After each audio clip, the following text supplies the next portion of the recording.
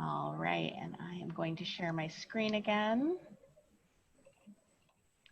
All right, and Miranda, if you would take it away, just let me know as you need me to change the slides. Okay. For anybody else who's attending, we will have ample question and answer time near the end, or for sort of the second half of our coffee hour here today. This is going to be a series that we will run regularly, and it will be generally in the same format, with the first half being information about our program locations, information about our resident staff on site, housing, food, academics, all of those types of things, and then the second half being question and answer. However, you can get a start on asking your questions by putting them into the chat. If you put them into the chat, I will read them out, or Damien will read them out. If you would like, you can of course always ask questions yourselves if you're interested in turning on that audio. And Miranda, please take it away. Okay, well, bienvenue, as we say in France. I apologize if I look a little bit dark today, but it is 39 degrees in Grenoble, and I'm sitting here in a closed room with a fan because we don't have much aircon. Maura, is it okay for me to, if I press, will it move? Yes. I don't. You've shared the screen. I've shared the screen, yeah, so unfortunately I'll be the one who have to, sorry. Okay, if you'd just like to move on to the next slide, that would be lovely. Right. Yep.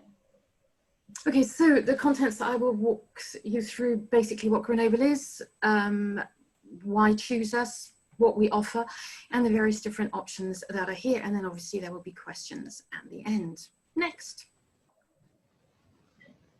So this is me, okay, I chose the photo. I've been the resident director in Grenoble since the fall of 1994. I'm not going to give you how many years that is because that ages me.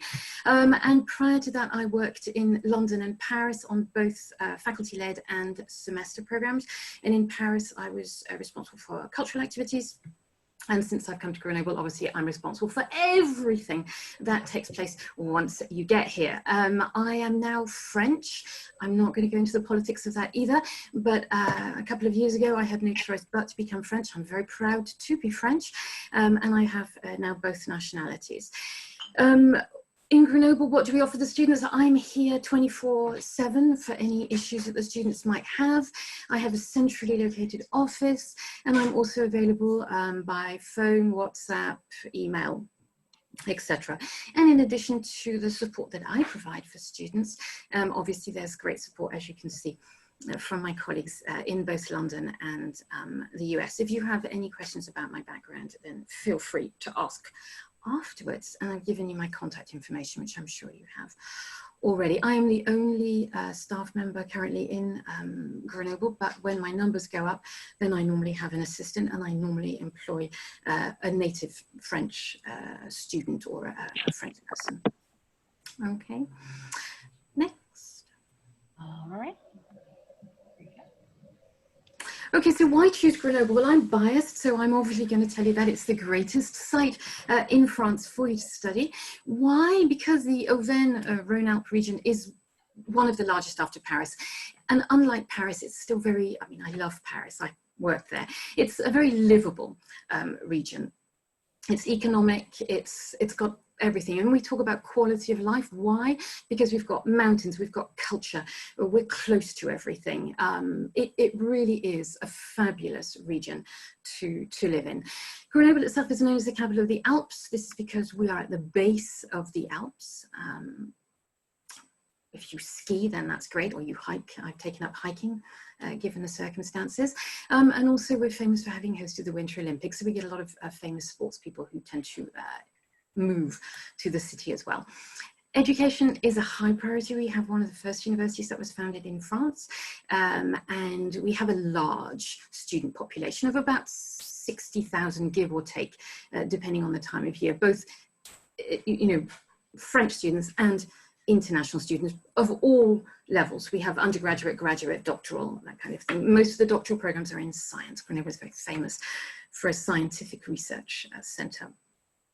It's voted the most popular university campus in France just because of everything that it offers. It's a walkable city. It has excellent local transport.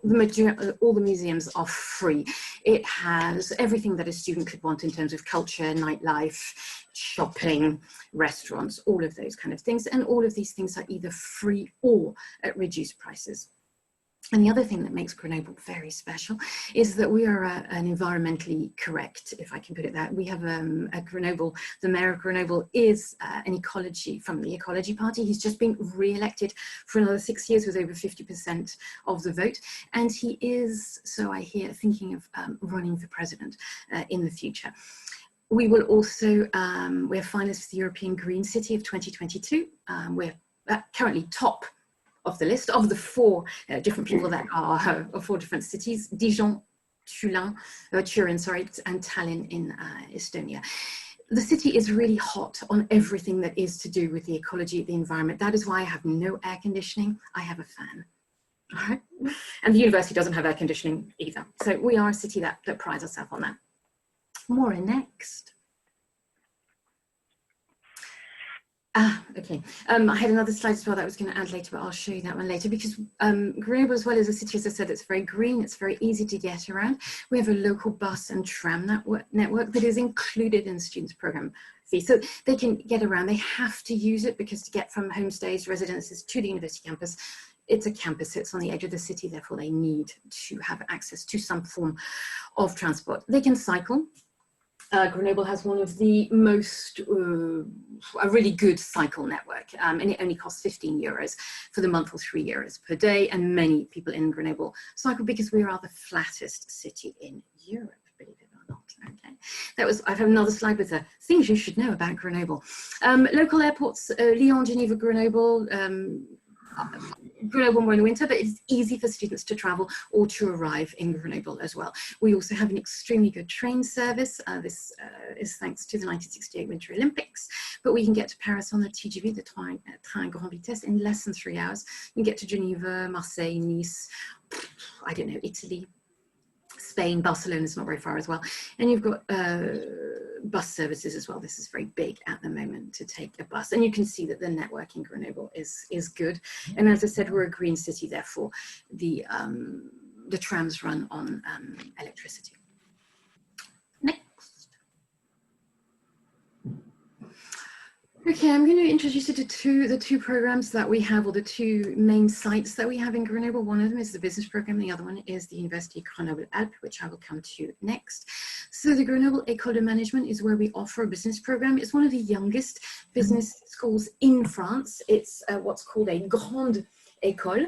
That's to say it is one of the top schools in the country. They have them in different areas, and this is an école de commerce.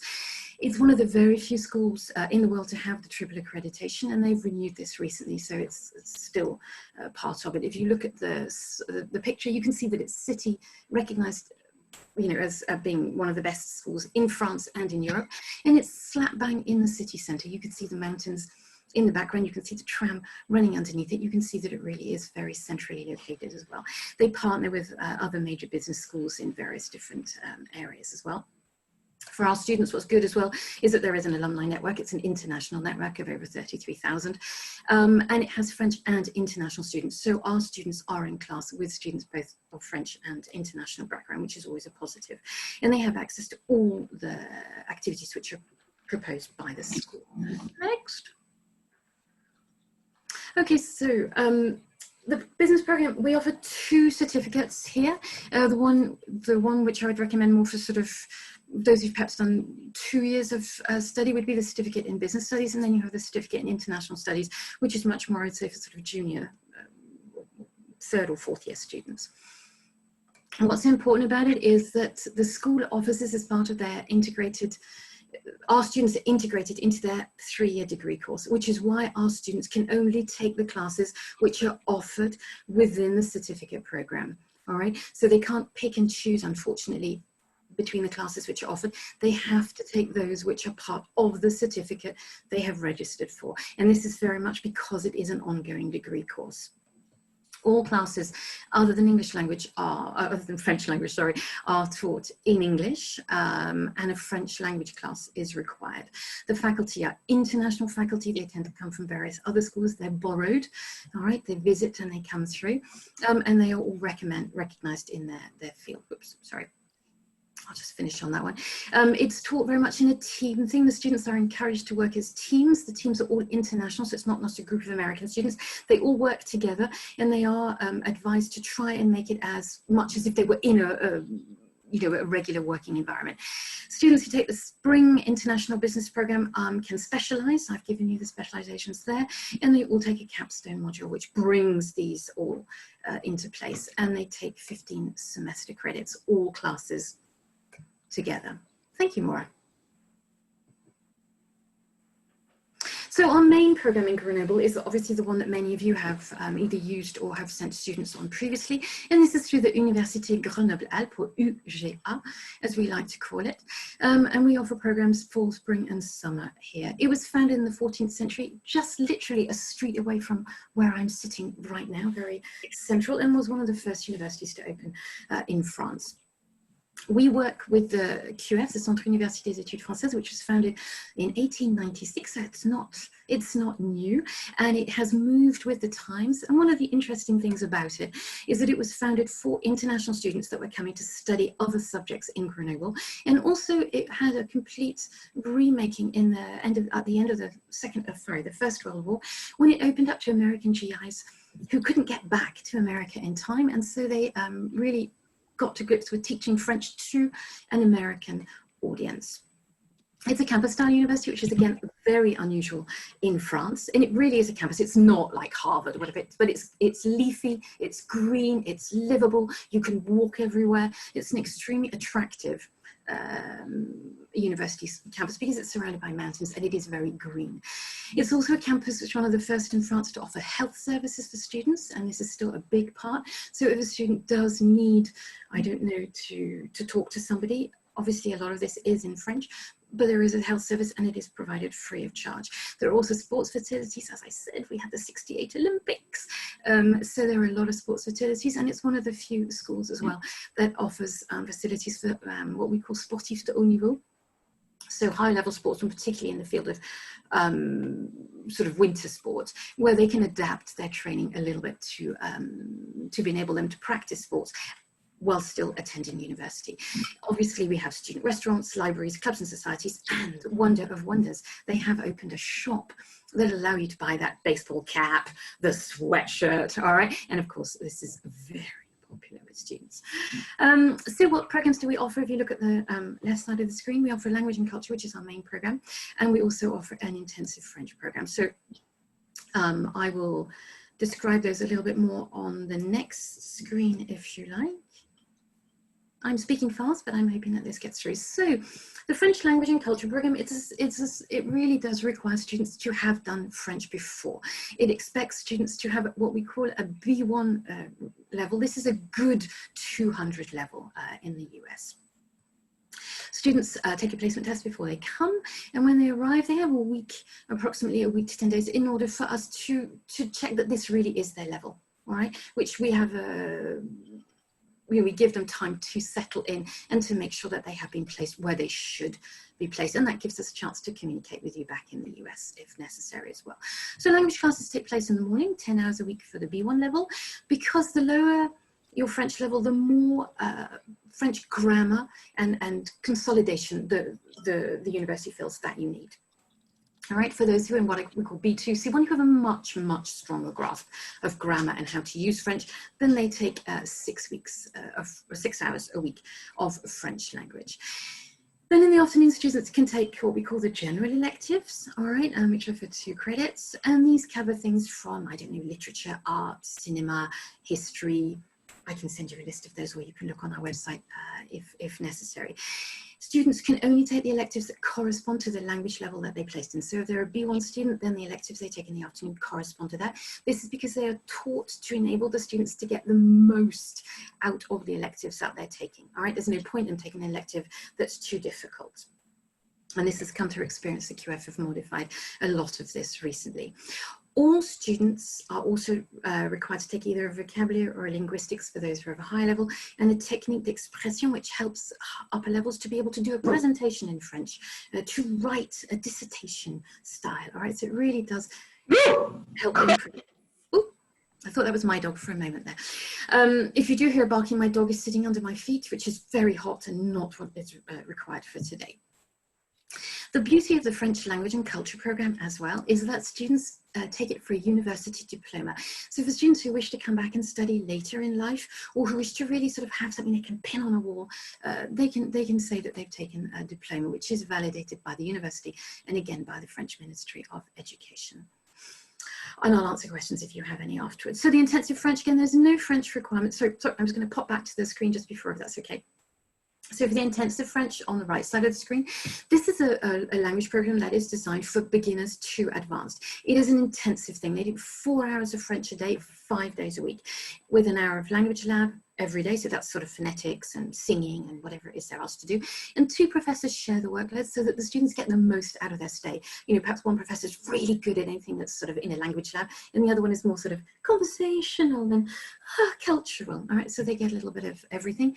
And these levels are evaluated at the end of every month. We offer this as a 3-month program, and the French language program is more what of traditional dates for a program. Yes. I'll let you switch. I'm doing this as fast as I can.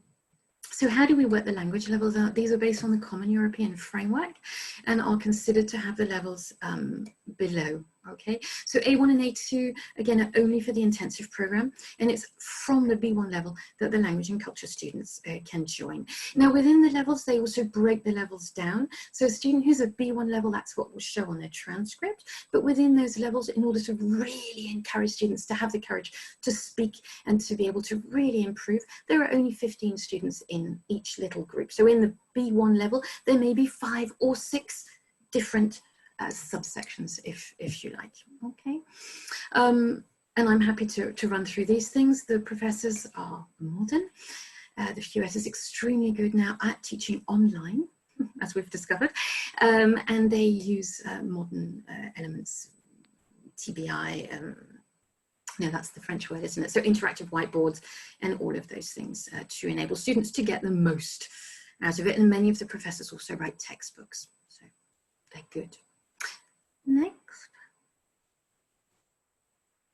So I thought a bit of visuals would be good here. Some of our famous alumni. The middle slide shows a very famous alumni. A lot of students don't actually know who she is, but I'm sure most of you do, because the students are young and their history perhaps doesn't go back that far. But Jacqueline Onassis, or Kennedy Onassis, studied in Grenoble. Another famous alumni is Andre the Giant. I don't know if that means anything to Americans, but he was born and bred in Grenoble. And as I said to you, that's one of those little known facts that students say, did you know, did you know? And as I said, the American, they made a special booklet for American students. The campus is beautiful in the fact that many of the things on campus are works of art. So the slide at the bottom, you can see that students are walking about on a work of art, and you can see the students taking pictures in front of one of the main statues on campus and looking happy in front of this, in front of the University Grenoble. I'm whizzing through this, but we can change screens if that works. All right, so in order for students to integrate, to get to know things that much better, they have various different ways of doing this. We do offer a service learning option where we offer 2 in Grenoble, one through the QF, which is 3 credits. These are in addition to all the other structured courses that we offer, and the students are taught how to present English workshops. There is an additional fee for that. We do require a minimum of 10 students, but if you have a group of students who wish to do this, then by all means talk to me and I'm happy to go into more detail. And also we have them working with the ENPG where they can get 1 credit and they help other university students with English. They go into class with the English teacher and they help out in little groups, and they then do a presentation at the end in order to validate the credit. You can see them looking happy on the side. There are also volunteer opportunities. This could be giving private English conversation classes, or they can make an individual request and I could put them in touch with, I don't know, a cattery or a refuge for animals or or something along those lines, or speaking to older people. The integration opportunities that we provide as well are meeting French students. You can see them sitting here chatting. They can join any local club or society, both in campus or in the town centre. There are mountain activities, there are cultural activities, there are a lot of things that students can do once they're here. Grenoble is a small but dynamic city, which is great. With 60,000 other students, there is so much for students that wish to that they can do. So, HOMESTAY. Now this, I have to say, is my favourite part of the programme. It's something that I pride myself on trying to find the best family. So Grenoble is warm, welcoming, and wonderful. Just to get the alliteration in there. Host families are tolerant, they are open. They're not the host families that you imagine in France, you know, oh, you can't do this. No, Grenoble is incredibly open, and host families are brilliant. I have had time to train them over the years as well. And we had our host family gathering. If you look at the slide, this was just before everybody had to go home. So we're still smiling because we don't know what's just around the corner. In a homestay, everybody has their own room. Many students have their own personal bathroom, and students can request this. If they have, I don't know, particular health reasons why they need a private bathroom, then they can obviously request this. They can do their laundry, everything's provided, they get their evening meals, and most host families now as well will adapt to gluten, lactose, vegetarian. Vegan, still a little bit difficult in some places, but most host families are incredibly adaptable now to that, because they themselves are either gluten intolerant or lactose intolerant. This is something, it's not just American anymore, it's reached us in Europe as well. And so it's for meals, students shouldn't worry about that. There's no curfew either. The students can come and go, but there is a security element to this. The students must let people know, and if they don't come home, then the host families will call me. This is great as well. Should a student get ill, then the host families will contact me straight away. So it's really important, I feel, that the homestay is there, because they communicate with me. And also, obviously, students learn to speak French much better because they're in a secure, warm environment. And of course, we provide internet and it's Wi-Fi. Okay, and I've given you some examples of the rooms that we have. I should also say, perhaps on the homestays, that a homestay is not necessarily, you know, mummy, daddy, 3 children. I do have that. I even have mummy, daddy, 5 children. But I do also have single ladies, couples, single parent families. I have a little bit of everything, and students can request or suggest what it is that they might like. We also offer a residence opportunity, and the residence that you see is where the QF was located when they received the American GIs back in the 1900s. So there is a, you know, a continuity in all of this. It's centrally located. The students have, again, they can have a single room or a double room. The bathroom facilities are shared, but all the rooms have like a little wash basin so they can clean their teeth and wash their hands and things like that. The shared bathroom, they're individual bathroom stalls, so they can lock themselves in, so there's a security element to that. There's a kitchen facility where they have a little mini, there's no freezer, but they have a fridge area. They can make meals, they have everything they need down there. We provide a meal allowance. They have like a credit card and they can go shopping, go to a grocery store and learn to be a real French person.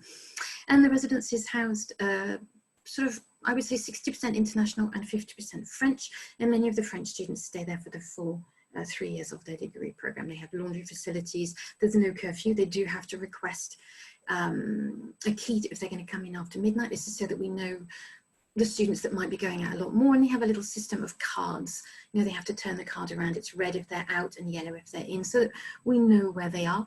And for security purposes, there is also a night watchman to watch over this, and there are 2 French students who act as a sort of RD in the building, and I have a very good relationship with the director of the residence, who would call me if there is any issues whatsoever. You can see it's old. Some of the building dates back to like 1690, but it's been, you know, updated since then. So it's clean and it's pretty and it's very central. It's easy to get to campus. Okay. Next. So we offer lots and lots and lots and lots of activities in Grenoble. Again, this is something that I enjoy doing. I began this in Paris, and we offer anything from visiting a local chateau to playing pétanque with people, senior citizens. They love that because the senior citizens provide, if I can call them that, we call them troisième âge in French, and they provide a tea. goûter at the end, so the students are always excited to go along to that. And of course, we provide degustations. We also provide visits to ice hockey matches or day trips to Annecy or Lyon or somewhere like that. Okay. So what else do we offer in terms of activities? Yeah, thanks, Maura. So we also offer overnight overnight excursions. These are included for the French language programs. Why not for the business program? Because the business program is much more, their schedule can change at the last minute, and they don't want students to be absent. Whereas, because Paris is a 4-day excursion, we leave Thursday morning, we come back Sunday night, and Provence is a 3-day excursion, we leave on a Friday morning and come back on a Sunday evening. So for the business program, this is a little bit tight in terms of their classes, but the QF is more flexible and allows our students to travel for what they see as a cultural, well, what I see as cultural as well. So Paris, we do the classics. I also guide a lot of the tours myself because I know the cities. I can take students to places which they might not think of going to normally. They have a little bit of free time to do stuff they want to, and I never, ever do the Eiffel Tower. I have a fear of heights, believe it or not. And also I think it's something that they can do themselves and when they wish to. For Provence, we spend a lot of time together. We do a lot of local tastings, a lot of exploring. And what I should note as well, that these trips include transport, accommodation, meals, and their visits as planned, and myself, obviously. In addition to these excursions, we also offer optional excursions, which are open to all students on our program, AIFS program in Grenoble, because they're offered over the weekend. So we leave early, like 6:37 on a Saturday morning, and we get back on a Sunday night in time for dinner with their host families and homework. So the fall optional, we've decided to make our optionals much more local and to discover really things that students might not be able to do on their own without a car or public transport. So we visit the Maison Suspendue above the river, where they also do water tasting. I'll come to that again in a second. They can milk a goat if it's the right time of day. They go up in the mountains, they meet farmers, they taste cheese. And if the weather is good, we will also go hiking with a donkey for, if they wish to do that, depending on the weather. It does depend on the weather. For the spring optional, obviously it's a snow time, so we go up and we go and swim in the hot springs, either indoors or outdoors. They visit the highest town in Europe, which is recognized by UNESCO for this. And this year they built a snowman. This, for some students, was the first time they'd seen snow, and it was the dream of Shelby, one of my students this spring, to build a snowman, and we did. Okay, she was ecstatic. It was on her bucket list of things to do, and we did it. So those are our optional excursions, and again, accommodation, meals, sightseeing are included. So just a few photos of Grenoble to give you more of an idea. We go snowshoeing, or we take our snowshoes and off we go. If you look at the towers behind you, behind the student waving his arms, these were the first towers, residential towers, built in Europe in 1965. And they're built to withstand earthquakes because Grenoble's built on a fault line. We have little tremors from, it's not California, okay, but we have our little tremors, and they were built so that they were 28 floors high, which for an American is nothing, but in Europe they were the highest residential towers built in the 1960s. You can see that we interact with different ages. This man is over 80, and his speciality is foie gras. He always brings foie gras to our meetings, so students get to taste it, whether they want to or not, they get to taste it. And obviously we have the mountains around us, and we have lots of sports, and you can see the mascot for the ice hockey games, which we go and see as well. Next. So Grenoble also is quite a southern city. We may have a lot of snow and mountains, but we are also considered southern, as the heat for today will tell you. And we have lots of open air markets, and this really is a beauty of the area. You can taste stuff.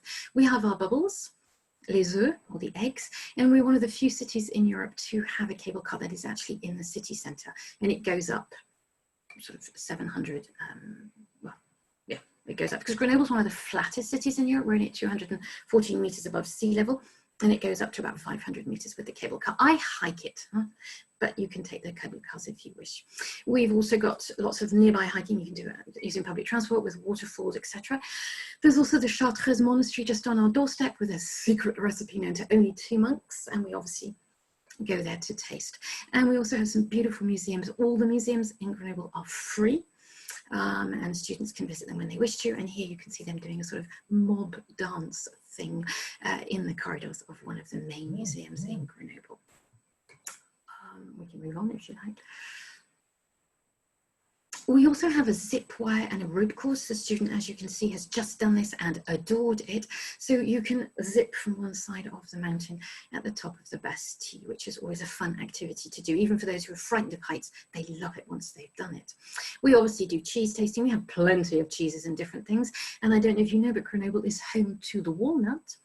It's called the Noix de Grenoble, and if you talk of nuts, Grenoble people automatically presume that you're talking about walnuts. And if it says salade grenobloise, it will have walnuts in it. We have walnuts everywhere. All right. So if you're allergic, put that on your list. We also offer cuisine classes. As you can see, they're just about to stir something into a pot, and the students enjoy this. And it's taught by an ex-French professor, so she always makes it a good learning experience as well. Next. So I ended up with the diversity. This is something that you can talk to me if you wish to, but Grenoble is an extremely open city because it is a university city, an international city, and it welcomes people from all over the world. And some counselling can be done in English, although the majority of it obviously is offered in France. But any student that, for example, has a learning difficulty, that is not an issue in France anymore, particularly not in Grenoble. And we can adapt to what we call tiers-temps, so extra time. We can adapt to a lot of different needs that students might have. Okay, but obviously you can talk to me individually should that be necessary. So I'd like to end my presentation there if I can, or I can give you a few more did you knows about Grenoble, if you like. Well, thank you. Oh, sorry. I wanted to thank you really quickly. Thank you so much. Even for me, I feel like I learned a lot that I did not already know, and especially those photos there at the end. It makes me. I think I have maybe a higher than ordinary level of wanderlust right now, anyway. But it makes me want to hop right on a plane whenever that's going to be possible. And I am going to give a little bit of time for any of our participants to think up questions that they might have. They're going to be, as I said, welcome to unmute themselves and ask directly, or feel free to type into the chat box. We have a medium-sized group here, so I don't think it'll get too harried or hectic if folks unmute themselves and ask their questions, but also an option, especially if folks don't have microphones, they can type into the chat, and then I can read out, or Damien can read out questions that they might have. While they're doing that, I personally would like to hear one or two did you knows about about Grenoble, if you wouldn't mind. The Andre the Giant one was one that I definitely didn't know, and that was my first new knowledge of the day. Well, many French people have no idea who he is either. He's very much an American phenomenon. So, you know, in the beginning I was like, oh, I don't know if I should say. But anyway, so Andre the Giant. We also have the longest avenue in Europe. Everyone talks about the Champs-Élysées, but we have things. And the other thing that people love about Grenoble is the water. We have the best water in France. And of course, it's free and it's everywhere. You talk about Evian. Who needs Evian? You buy the bottle and then you fill it with Grenoble water everywhere you go. But it's excellent water. We have dams in the mountains. We use hydroelectricity in the city. Remember I said it's a green city, so it's important from that point of view. What else do we have that we have also Champollion, who deciphered the Rosetta Stone, the hieroglyphics, the Egyptian hieroglyphics is from Grenoble. We have a lot of street art. Grenoble is a city that's famous for its street art. Shepherd Fairy, I don't know, he was here last year doing various works of art. They've just put out another one outside my building. It's big. We have a lot of cultural activities, a lot of famous singers, writers, not that you might know them, a lot of them are French. Come from Grenoble. Stendhal, the writer, is from Grenoble as well. We also have a synchrotron, which is, I am not a scientist in any shape or form, but it's a particle chaser, and it's one of the first and one of the biggest ones in Europe. It's not the Hadron Collider, but it's along those lines. You need a bicycle to cycle around it. And the other thing about Grenoble is that we cycle everywhere. At the moment, we're all complaining, but we're cycling everywhere because all the roads have been closed. to enable us to cycle so that we don't all take public transport, etc. Excellent. Well, that's great. We have a question about counseling services that would be available. Are counseling services available to students, for continuation of care or acute need in English? And could you tell us a little bit about the cost structure for that? Okay, so it depends very much on what the student needs. I would often recommend that a student maintains contact with their person, or the person that they speak to in the US, because it's continuity and it provides security. For a student that would like to try something, I had a student a few years ago, I think from Xavier, whose French was good. She told me in advance what it was she needed. I was able to set up counselling services with the university. You remember that there are a lot of other students, French students, who are also requesting this. I also have 2 other options in town who are counsellors, one who is recommended by the New York board, so she's validated in the US as well, which is in English. Now it depends on why. Some AIFS insurance covers some of this, or students can pay. Here it's about 60 euros an hour for counselling. If it's through the university, then it's free. And for that question, that's great for that. So, and do you know if there's counseling through the university in English, or is the English option just in town? But it's taken up so quickly, and it tends to be for students perhaps who are in a crisis situation.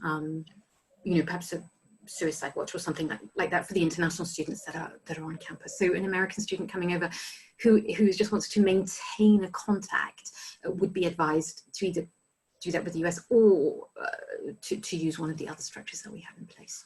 Yeah. And Gina, I can share our insurance plan with you. I know that you and I have chatted about it before. I believe, and I would need to double check, I believe maybe 10 outpatient visits might be included with that for the AIFS study abroad insurance. So we've primarily been talking about what our catalog of programs would offer. There are occasionally customized programs that might have something a little bit different to them. And if anybody is working on customized programs within their organizations, we can have those conversations specifically as well. But for our AIFS, what we call the catalog of programs, I believe it's 10 outpatient visits included with the AIFS health insurance.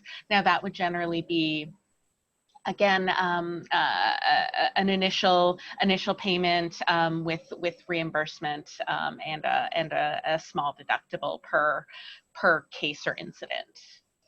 And students shouldn't forget that I am here, and I have been here for a long time. I mean, I've been a resident director, I hate to say, sort of 30 years, it makes me feel terrible. But, I encourage students, and often what I will do is I will start by talking to a student to see what needs they might have, and if they feel comfortable just coming to talk to me for half an hour a week, or sometimes even a host family, because I have certain host families who work in therapy. I have several who are in the nursing trade, who are nurses, but who work with the local psychiatric unit, for example, and they have offered their services. And if a student is living with them, and I will try and place students with people who can adapt to their needs if that is necessary. Okay, right. So the students are well supported, not just by sort of official professionals, but by other people who know what the situation is. Great. We had a question about service learning options and other things sort of that are the kind of quote extras for the program, the cultural content, the cultural calendar. Some of the excursions aren't open to the business school students, but can you talk about whether service learning options, volunteer options, those types of things on a day-to-day basis would be possible? In terms of the service learning option with the QF, that is only really available to students who are on the language and culture program, because it is something that spreads over time, because they need to do the initial learning how to, and then they go into they're placed in schools to help out. So that takes a little bit more time and does require a little bit more input. For all the other things, the ENPG, doing the 1 hour, that is also available to all students on all our programs. The issue sometimes is the schedule. We have to work in the scheduling of the students, but there's no French requirement for that either. So the student can be a beginner in English and still help out. A student who wishes to do other voluntary options may require a little bit more French in order to be able to really get the most out of it, but this depends very much on what it's doing. If you're going into a dog walking dogs or something, you don't need to speak French. Enfin, my dog is bilingual, if that helps. Right? Sit and see, he does both. So I think that those kind of activities, yes. And the thing to do mainly is for students to contact me before they come over, and then I will look for something which will enable them to work, to do something that they want. It does, however, need to take into account their level of French, their commitment, and their schedule. That's fantastic. I actually had a question about the language testing. You mentioned that language testing happens prior to program departure. Can you tell me a little bit more about the format of that, the timing, a little bit just more about the details? Okay, so once students are registered, about a week to 10 days before they arrive on campus, they're sent an email. It gives them a tutorial, it tells them exactly how it works, and they take the placement test online. There is a reading section, a fill in the blanks section, a listening section, which many of them find difficult, and then they have to respond orally to one or two things. The test takes approximately an hour. They need a good internet connection and Firefox or whatever, but all of this is explained. And then the QF takes this into account. No, you can't. Sorry, I just saw a question at the bottom. No, the test is designed for all levels. So for a student who is in A1, obviously the test will be very difficult for them. But in fact, an A1 student does not need to take the test. They just write in and say, oh, I've done no French or very little French, and they will be placed in a beginner group, and we will see in the first week they're here if they need to move or if they can do more than they think they can. Okay. And also for a student who's worried by the results of the placement test, they should first and foremost email me, because they'll see what their results are. So they can contact me. I will then ask the QF for a little bit more detail.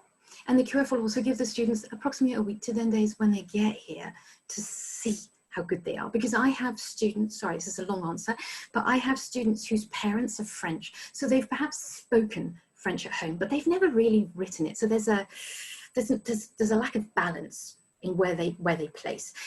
This happens quite a lot. And the QF are good at bringing those levels together. So we give the student time to settle in when they get here. And students don't like taking tests either, you know, so they take it and they get disturbed, or I don't know, something happens. The QF acknowledge that taking a test online is not always ideal. So once the result comes back, there is some flexibility, but it is a good way to know before a student goes generally what their level is, because that then feeds into maybe what elective courses they might have available to them. Absolutely, absolutely. And also the students will see that they get different levels. So on the placement test, it will say to them, you've got a B2 in listening comprehension, but perhaps a B1 in writing. So, you know, the QF take all of this into account, and when they finally place them when they arrive, these things, they have a grid, they know what they're looking for.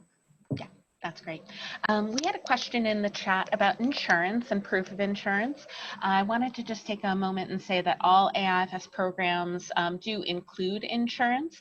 So, so just by virtue of being on an AIFS study abroad program, a student would have the insurance included. For all of our semester programs, it's the same insurance plan. For all of our summer programs, it's the same insurance plan. The reason we've done that is so that our resident directors like Miranda are able to know how to navigate that document, how to support students, how to make sure that a student, if there's an acute need, is able to get the support and services that they need sort of right away. We traditionally don't allow students even to waive that, simply because we want to make sure that at the very baseline, they're able to get assistance if needed. A student will have access to their insurance policy document in their student portal. So if it's something that the student is able to get to you you, then that's sort of the easiest way for them to do that. There is an example of the insurance policy in the AIFS advisors portals as well, under the documents screen. So if you're looking sort of in a general sense, you can check there. If you're looking for a specific student's insurance coverage, then that's something that the student should be able to get for you. They're given a digital insurance card and they'll have all their information on it. So that should be what's needed. But as Damien also mentions, our admissions officers for each program would be able to provide additional proof of insurance, or that, the proof of insurance for that student if needed. And what should be noted as well, that students that register at the University of Grenoble are provided with free healthcare on campus anyway. So the only thing they'd have to pay for is if they required an operation of some description or a prescription. But the actual seeing a doctor is all free of charge if they go to the campus health centre. That's fantastic. That's a great little benefit there. Something about the insurance, I mentioned a little bit earlier that the format is usually that a student would pay out front and be reimbursed. But we do have we have a security agency we work with to do risk management, on-site emergency services, and we also work with MedAssist, which is sort of an emergency care provider. And so if a student has, for example, appendicitis or something and needs an emergency access to an operation, that is going to likely be something that, obviously they go and they check themselves into the hospital, but they would work with Miranda. Miranda would loop in all of the necessary people in our London office and in our Stamford office, and MedAssist would be brought in. They are the ones who might negotiate with the hospital to make sure that everything is taken care of. So a lot of times for an emergency circumstance, it isn't even necessary for the student to sort of put out that initial amount. It's all sort of negotiated and assisted. And then Miranda, are you generally familiar enough with the reimbursement forms that you're able to help students if they have any questions? Yes, years of experience with that. I try not to have students go to the hospital, try and keep them healthy if I can. But, broken legs is a classic in a ski resort. So we have had a couple of those. And you should also know we have a very good hospital. We're in the top 10 hospitals in France, and it's a teaching hospital as well. Many of the people speak English, and in France they treat you first and then they ask for insurance. So it really, by the time I've contacted MedAssist, etc., the student has already been dealt with. So from that point of view, French healthcare is excellent. Yeah, that's fantastic. I had a couple questions that I'll go ahead and ask both of them. One is more academic in nature. The other one decidedly not. So I think that probably one of the things that students get most excited about when they go to Grenoble is the outdoors and skiing and snowboarding and things like that. I know at one point we're seeing that students are able to take part in a winter sports club at the university. Oh, absolutely. Mm-hmm. Yeah, I was wondering if students get discounts at the resorts, and if students are often buying season passes, and if so, if there's a discount for students for those, and if they're good at multiple resorts. And then on the academic side, I was just going to ask if there are particular classes with the electives that are most popular or most highly rated, or if that you think are really well suited to take in Grenoble specifically.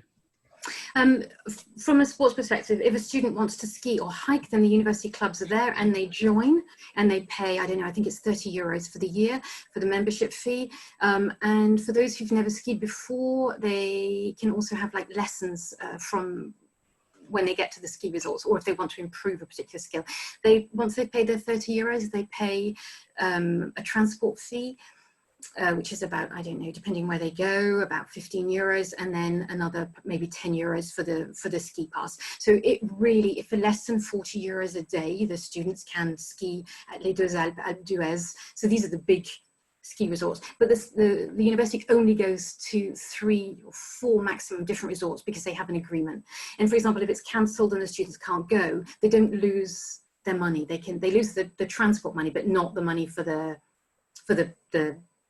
ski run. Sorry, that sounds terribly So yes, so it's an excellent system for students that really want to go a lot further afield. They can do their own thing, and there are buses from the city centre that leave, and you can pay for less than 30 euros a day. You can ski easily. You need to provide your own poles, and you can rent equipment for less than 100 euros for the season. You've got your boots, your poles, your skis, and a helmet, of course.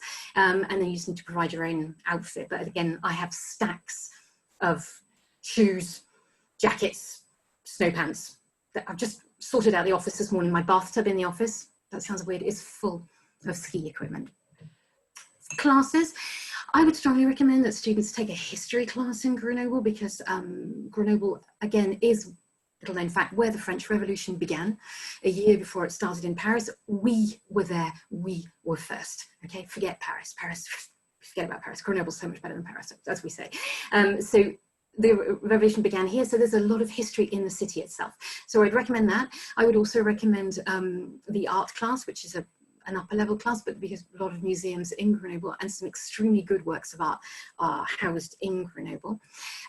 Also the language and culture program, the students who are in the B1 level, the culture class is excellent, as is the class in modern economic and political science. The students enjoy that. They get a lot out of it. It helps them understand the day-to-day workings of France and how it fits together.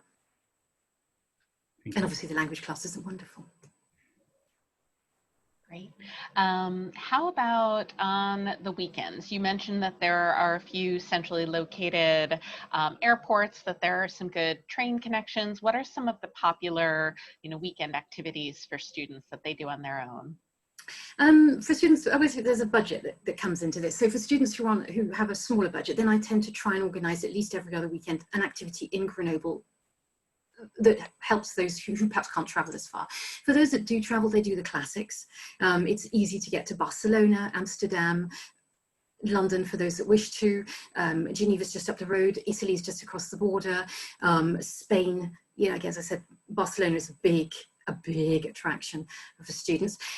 Turin is also very popular with students, and that's just across. They can get a bus ride over there. You can go for the day almost if you wish to. Milan, it's easy to get down to Nice, the French Riviera, and then scoot across to Italy that way, should you so desire.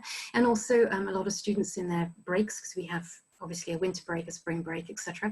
That's when students tend to perhaps go further afield, perhaps Germany, Berlin, Prague, Warsaw, many of the Eastern European countries. And it's easy. They get together in a group, they plan it well. I'm there to say, yes, maybe. And they do well. Does the train go to Germany? You can now get a train from Lyon. The TGV goes from Lyon up to Strasbourg, and then from Strasbourg across into Germany is a hop, skip and a jump. So it's a very easy thing to do. And as students, they get reductions on trains. So if they buy a card, the card costs 60 euros for the year, and it gives them it's less than that, sorry, it's 40 euros for the year, and it gives them up to 60% off train travel. So a student that plans their time well can travel far and wide for a limited budget. Great. I have a question here from Paula Messina. She's going to ask for you directly. Yeah. Hi, Miranda. Hi, Paula. I wanted to ask you what you enjoy most about the work you do. From one resident director to another. Exactly. Yes. Well, obviously the students, and I really miss the students. It's not. I have a meeting with my spring students next week. I think the most important part of my job actually is the students, getting the students to discover what I enjoy. I'm not native French, but I love France. I love everything that it has to offer, and I hope to communicate this to the students as well. I also like the host families, the relationships that are built through time. The students that come back, they don't come back to visit me all the time. They come back to visit their host families, and those to me are some of the most important things. Watching students develop, they blossom, don't they, when they get here. All that international travel, even those who are scared when they get here, they come back, they travel, they marry French people. I've got several who've married. I shouldn't say that if there are any parents listening, but there are people up there that enjoy that meet people and stay. So. Wonderful. I love that. That's great.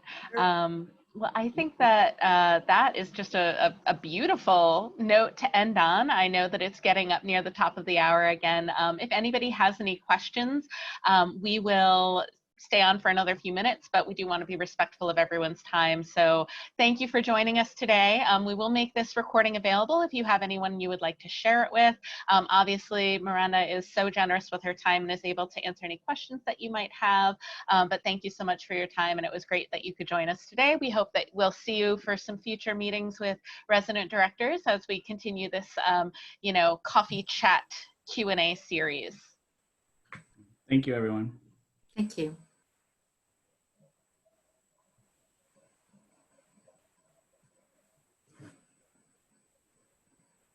I should have shown my glass. Oh, what was it? My students, they offered me a mug. Oh, I love that. I know. And I've just seen that.